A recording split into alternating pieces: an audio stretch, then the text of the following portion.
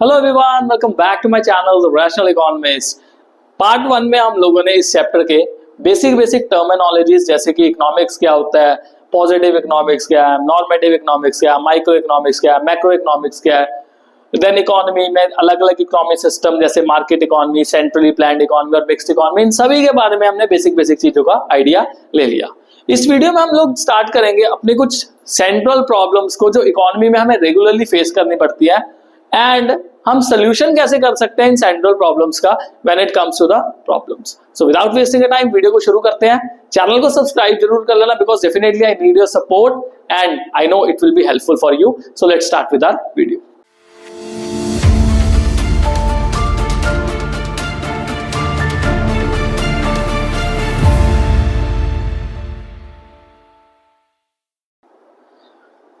सो economy पढ़ने के बाद अब सबसे पहले दिमाग में क्या होता है कि हमारे पास ना कुछ सेंट्रल प्रॉब्लम्स है। अब सेंट्रल प्रॉब्लम्स अराइज ही क्यों होती हैं, what causes central problems in the economy. तो हमारे पास बेसिकली तीन चीजें निकल के आती है। पहली है अनलिमिटेड वांट्स, सेकंड है लिमिटेड और स्केर्स रिसोर्सेज एंड थर्ड है अल्टरनेटिव यूजेस। किसी भी इंसान की जो वांट्स है वो अनलिमिटेड है, नेवर एंडिंग वांट्स है। वो कैसे? अगर मान लो सपोज एक हम बंदे की बात करें, मतलब स्टार्टिंग से करते हैं, चलो ह्यूमन एवोल्यूशन हो गया, चलो जी बच्चा पहले क्या लेगा, वो जो छोटे होते हैं ना ट्राईसाइकिल से होते हैं वो खरीदेगा। उसके बाद थोड़ा बड़ा हुआ कहेगा मेरे को साइकिल लेके दो। उसके बाद थोड़ा बड़ा हुआ फिर कहेगा मेरे को स्कूटी लेके दो। अब फिर बड़ा हो गया, अब क्या कहेगा, मेरे को मोटरसाइकिल लेके दो, मोटर बाइक लेके दो। अब जब मोटरसाइकिल से मन अक गया फिर क्या कहेगा कि भाई कार ले लेता हूँ। अब कार से मन अक गया तो फिर कहेगा मैं कोई लग्जरी कार ले लेता हूँ। अब उससे अक गया तो फिर कहेगा भाई अगर पैसा है तो हेलीकॉप्टर परचेज कर लेता हूँ। ऐसे ही है नहीं है, हर बंदे की वांट क्या अनलिमिटेड है, किसी बंदे की वांट लिमिटेड नहीं है। आपकी मेरी सबकी वांट्स अनलिमिटेड रहेंगी। आप कभी ये बात तो कह ही नहीं सकते कि जो मेरी जरूरतें हैं वो क्या लिमिटेड है, मैं लिमिटेड तरीके से जीना चाहता हूँ। अगर आपकी एक वांट फुलफिल हो जाएगी तो आप दूसरी वांट की तरफ भागना शुरू कर दोगे। पर प्रॉब्लम क्या आती है कि भाई मैं तो गरीब हूं, मैं खरीदना तो बहुत कुछ चाहता हूं बट मेरे पास पैसा ही नहीं है क्योंकि मैं क्या हूं, गरीब हूं। और अगर मैं गरीब हूं दैट मीन्स मेरे पास जो रिसोर्सेज है वो क्या है, स्केर्स है। मेरे पास लिमिटेड और स्केर्स मीन है। अब मेरे को इन लिमिटेड और स्केर्स मीन को यूज करना है तो मेरे को क्या करनी पड़ेगी, चॉइस करनी पड़ेगी। कुछ ना कुछ तो मेरे को चॉइस करना पड़ेगा ना, क्योंकि मोस्ट ऑफ द कमोडिटीज के यूज जो है वो क्या होते हैं, अल्टरनेटिव होते हैं। फॉर एग्जांपल अगर मैं मिल्क की बात करूं तो यहाँ पे हमने बेसिक सा एग्जांपल लिया मिल्क का। सभी के घर में दूध आता है, बहुत ही कॉमन सा एग्जांपल है।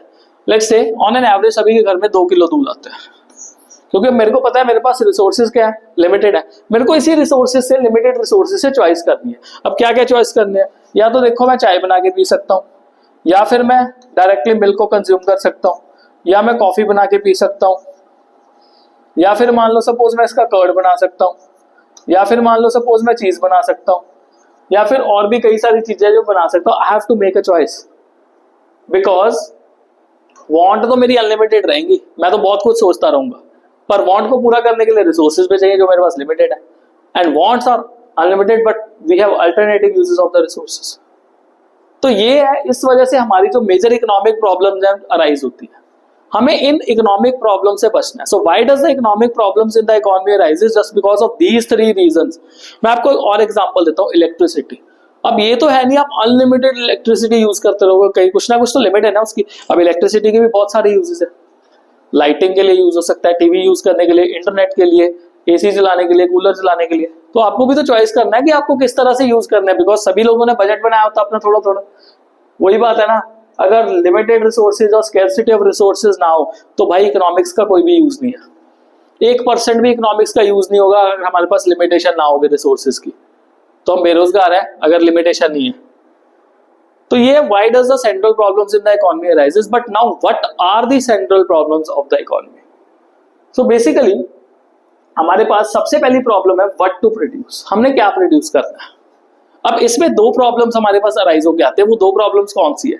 What goods are to be produce, मतलब कौन से गुड्स प्रोड्यूस करें, and in what quantity goods are to be produce. अगर मैं पहले बात करूं what goods are to be produce, तो हमारे पास दो तरह के गुड्स जो है वो प्रोड्यूस किए जा सकते हैं। एक होता है जी कंज्यूमर गुड्स, एक होता है कैपिटल गुड्स।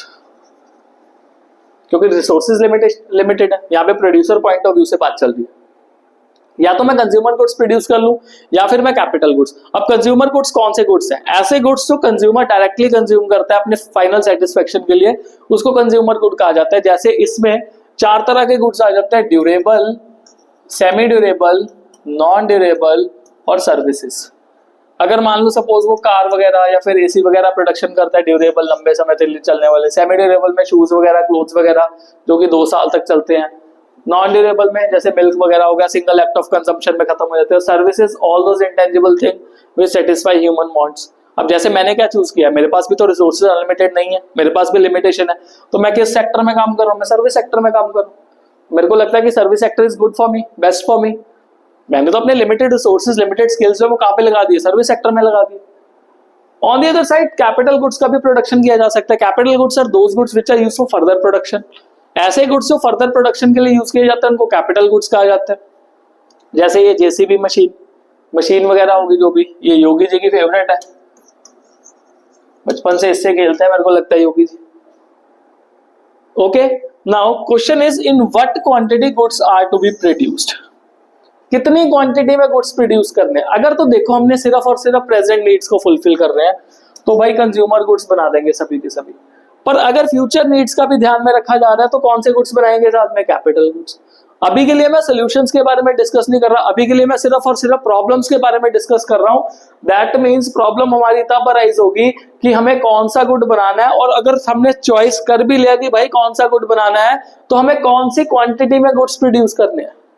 जैसे मैं कॉमर्स पढ़ा रहा हूं तो भाई मेरे को कॉमर्स के कौन कौन से सब्जेक्ट पढ़ाने हैं, मेरे को चॉइस भी तो करना पड़ेगा ना, ठीक है? तो रैशनैलिटी के साथ मेरे को देखना पड़ेगा। This is the first problem. Second is how to produce. अब हाउ टू प्रोड्यूस में हमारे पास दो टेक्निक होती है, one is labour intensive and second one is capital intensive.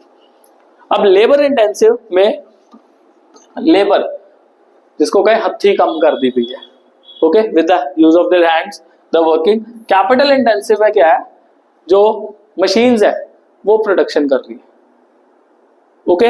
Labour intensive and capital intensive, ये दो एस्पेक्ट हो सकते हैं। जैसे मान लो सपोज कोई और बेसिक एग्जांपल ले लेते हैं, लेट्स से सूट है, एक हैंडमेड भी हो सकता है और एक मशीन मेड भी हो सकता है। गर्ल्स लोगों को ज्यादा पता होगा बेसिकली, ओके, कि अगर मान लो सपोज आप लोग मार्केट में सामान खरीदने जाओ, सूट वगैरह खरीदने जाओ, तो जब आप सूट खरीदते हो तो जो दुकानदार होता है वो क्या कहते हैं कि मैडम ये ना हैंडमेड सूट है इसलिए महंगा है, और दूसरा जो मशीनी सूट है इसलिए इसका जो कॉस्ट है वो as compare to handmade suit जो वो कम है, क्योंकि हैंडमेड सूट में मेहनत ज्यादा लगती है और टाइम भी ज्यादा लगता है, वेयर एज मशीन मेड में टाइम जो कम लगेगा, मेहनत भी जो वो कम लगेगी, ओके। जब भी हम लेबर इंटेंसिव की बात करते हैं तो वो ज्यादा एम्प्लॉयमेंट प्रोवाइड करता है, बट ध्यान रखो लेबर का किया हुआ काम जो है अगर ज्यादा लेबर लगेगी तो कॉस्ट भी क्या होगी, ज्यादा होगी। मैं एक एग्जांपल देता हूँ अपने घर की। मैं घर बना रहा था उस टाइम पे, दो ऑप्शंस थी, या तो जेसीबी की हेल्प से हम जो डिगिंग है लैंड की वो कर सकते थे, या फिर जो लेबर है वो लग सकती थी।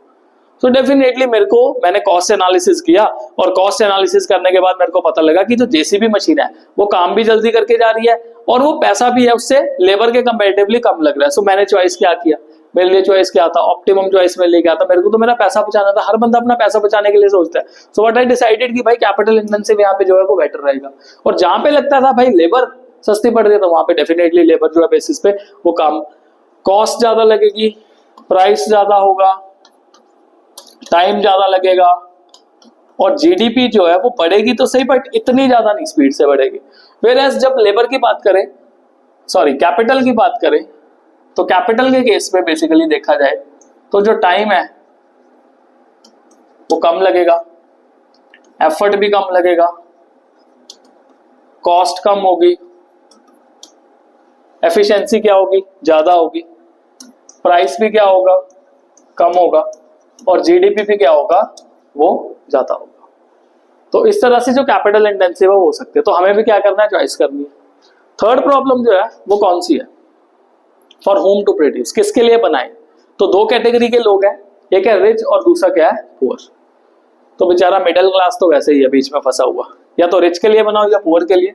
अगर रिच के लिए बनाएंगे तो वहां पे देखते हैं अगर अडानी जी जैसे लोगों के लिए बन रहा है तो ज्यादा प्रॉफिट कमाएंगे, बिकॉज रिच वालों के पास पैसा ज्यादा होगा, सामान ही उनके लिए ऐसा बनाना है जिससे वो पैसा ज्यादा खर्चेंगे और प्रॉफिटेबिलिटी ज्यादा आएगी, जीडीपी भी ज्यादा होगी। और रिच के लिए बना रहे हैं तो भाई रिच तो अल्टीमेटली बहुत सारा पैसा खर्च करके क्या करेगा, शो ऑफ भी करेगा, एक तरह से दिखाएगा कि मेरे पास देखो कितना सारा पैसा है, तो उनके बेसिस पे इन्वेस्टमेंट्स भी ज्यादा होगी। But when it comes to poor, poor के लिए इक्वालिटी प्रमोट करनी है, हमें बेसिक बेसिक सामान बनाना है। तो अगर बेसिक बेसिक सामान बनाना तो जीडीपी भी क्या होगी, कम होगी। जीडीपी कम होगी तो हमारे प्रॉफिट्स भी क्या होंगे, कम होंगे। अगेन फिर से चॉइस करनी है, ये तो है नहीं हम सिर्फ और सिर्फ पुअर के लिए बनाए, या फिर ये तो है नहीं हम सिर्फ और सिर्फ रिच के लिए बनाए। हमें कुछ ना कुछ चॉइस तो करनी पड़ेगी, बिकॉज सोसाइटी में हर तरह का बंदा रहता है। बट यही कुछ प्रॉब्लम्स है जो देखने को मिलती है। ओके, कुछ एड ऑन प्रॉब्लम्स है जो कि डेवलपिंग इकोनॉमीज को लेके होती है, जैसे कि India. How to achieve fuller utilization of resources, हम रिसोर्सेज को यूज तो कर रहे हैं बट फुली हम रिसोर्सेज को किस तरह से यूटिलाइज करें। Now it is related to the problem of unemployment of resources, labour in particular. देखो हमारे पास जो लेबर है उसकी सप्लाई बहुत ज्यादा है, मतलब लोग काम करने वाले बहुत ज्यादा है, पर जो डिमांड है वो लेबर की क्या है, कम है, जिसकी वजह से हमारा एक्चुअल आउटपुट जो है वो कम आ रहा है हमारे पोटेंशियल आउटपुट से। हमारा एक्चुअल आउटपुट बहुत ज्यादा हो सकता है, हमारे पोटेंशियल को मैच कर सकता है, बट जब तक हम अपने रिसोर्सेज को अच्छी तरह से यूज नहीं करेंगे तब तक भाई हम अपने एक्चुअल पोटेंशियल को मैच जो है वो नहीं कर सकते। And how to achieve growth of resources, देखो रिसोर्सेज को ग्रो करना जो है ना बहुत बड़ा मुश्किल काम है। उसके लिए हमें चाहिए टेक्नोलॉजिया, हमें चाहिए ढेर सारा टेक्नोलॉजिया, और टेक्नोलॉजिया को लाने के लिए तो भाई कॉस्ट बहुत ज्यादा लग जाती है। अब मान लो सपोज इंडिया में ना कहीं पे किसी भी एरिया में कह दिया कि भाई क्रूड ऑयल जो है वो मिल गया, क्रूड ऑयल मतलब कच्चा तेल मिल गया, जिसे पेट्रोल और डीजल, भाई कच्चा तेल मिल गया, सभी जने इंस्टाग्राम पे पोस्ट करना शुरू कर देते हैं कि यार इंडिया में क्रूड ऑयल मिला, it's a good sign, it's a good news. भाई उसको एक्सट्रैक्ट कैसे करना है, सबसे पहले तो उसको एक्सट्रैक्ट करने के लिए टेक्नोलॉजिया चाहिए। अब अगर टेक्नोलॉजिया चाहिए तो भाई टेक्नोलॉजिया लाने के लिए महंगा बहुत काम पड़ेगा, कॉस्ट बहुत ज्यादा पड़ती है। जरूरी थोड़ा है कि जितना क्रूड ऑयल वहां पे पड़ा है कि उतने की ही टेक्नोलॉजी लाके या उससे कम की टेक्नोलॉजी लाके हम उससे एक्सट्रैक्शन करके कुछ प्रॉफिट कमा ले। कई बार क्या होता है कि प्रॉफिटेबिलिटी नहीं बनती, तो ये भी प्रॉब्लम है। और अगर हमें मान लो कहीं ना कहीं ग्रोथ ऑफ रिसोर्सेज करना है तो ग्रोथ ऑफ रिसोर्सेज करने के लिए हमें बहुत ज्यादा पैसा जो है वो रिसर्च एंड डेवलपमेंट पे डालना पड़ेगा। और अगर हम अंडर डेवलप्ड इकोनॉमीज की बात करें और जो डेवलपिंग इकोनॉमीज है उनकी बात करें, उनके पास जो बजट होते हैं ना वो लिमिटेड होते हैं, और लिमिटेड बजट से वो इतना ज्यादा पैसा नहीं लगा सकते R&D पे।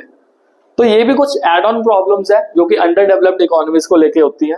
नाउ द क्वेश्चन इज कि सॉल्यूशंस कैसे मिल सकते हैं। हमने पिछले वाले पार्ट 1 में जो कुछ सेंट्रल टाइप्स ऑफ इकोनॉमीज पढ़ी थी, जिसमें market economy, centrally planned economy, mixed economy, ये तीनों पढ़े थे।